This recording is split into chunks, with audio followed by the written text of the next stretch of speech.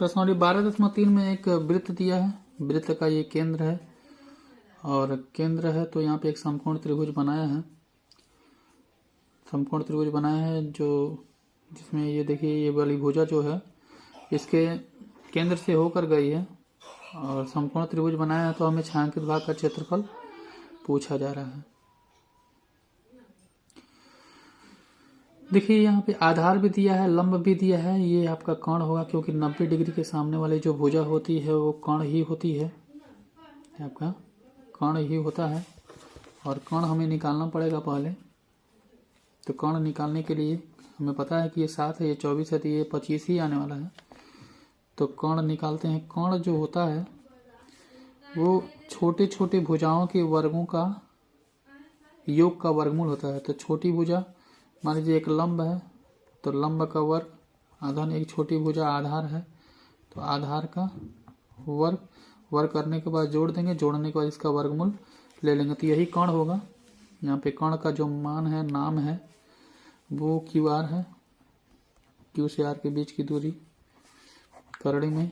लंब अगर हम इसको लेते हैं भाई, अगर हम लंब इसको लेते हैं 24 को, तो आधार आपका 7 होगा, तो 24 का वर्ग धन 7 का वर्ग, 24 का वर्ग होगा तो 576 होगा, 7 का वर्ग 49 होगा और यहाँ से मिलेगा करड़ी में 625 और 625 का वर्गमूल मिलेगा 25 और बाकी सब सेंटीमीटर में, 23 सेंटीमीटर में। तो अगर हम ये सेंटर है, सेंटर की बात अगर कर रहे हैं तो निश्चित तौर पे इस पूरी लंबाई का आधा जो होगा त्रिज्या होगी, यही इसकी त्रिज्या होगी। तो कहेंगे वृत्त की त्रिज्या, वृत्त की त्रिज्या, वृत्त की जो त्रिज्या होगी वो कर्ण का आधा होगा, कर्ण का आधा यानी 25 सेंटीमीटर का आधा होगा। यही त्रिज्या है भाई, ये केंद्र है, तो केंद्र से परिधि पर डाला गया लंब वृत्त की त्रिज्या होती है, ये भी आपकी त्रिज्या ही होगी। ठीक है, तो ये तो वृत्त की त्रिज्या निकल गया।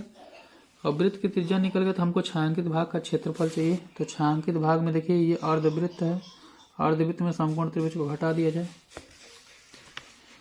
तो छायांकित भाग का क्षेत्रफल, छायांकित भाग का क्षेत्रफल बराबर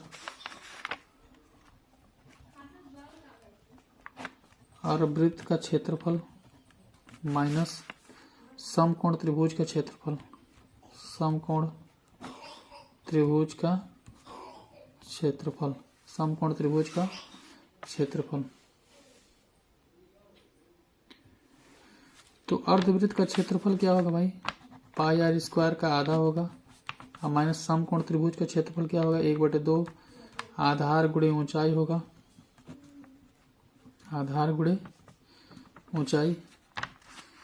तो पाई का मान तो 22/7 है, नीचे बटे में 2 है, आर का मान जो है 25/2 है, ये 25 अब बटे 2, फिर 25/2 माइनस 1/2। आधार कितना है भाई 7 है और ऊंचाई कितना है 24 है।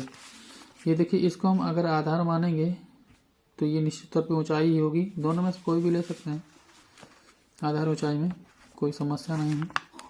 2 1 जा 2 और ये 11 बढ़ जाएगा, 25 हम 625, 11 गुणे 625 बटे हो जाएगा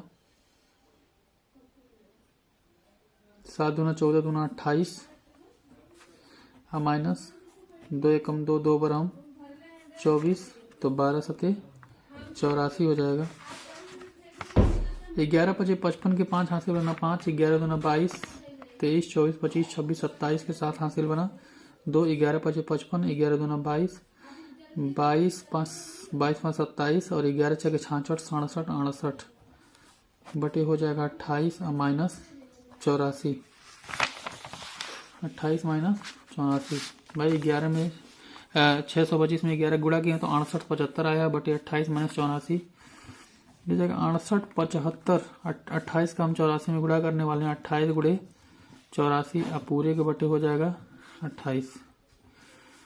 तो 68 75 माइनस, अब इसका हम गुणा करने वाले हैं, 28 को 84 में गुणा करते हैं, देखते हैं क्या आता है।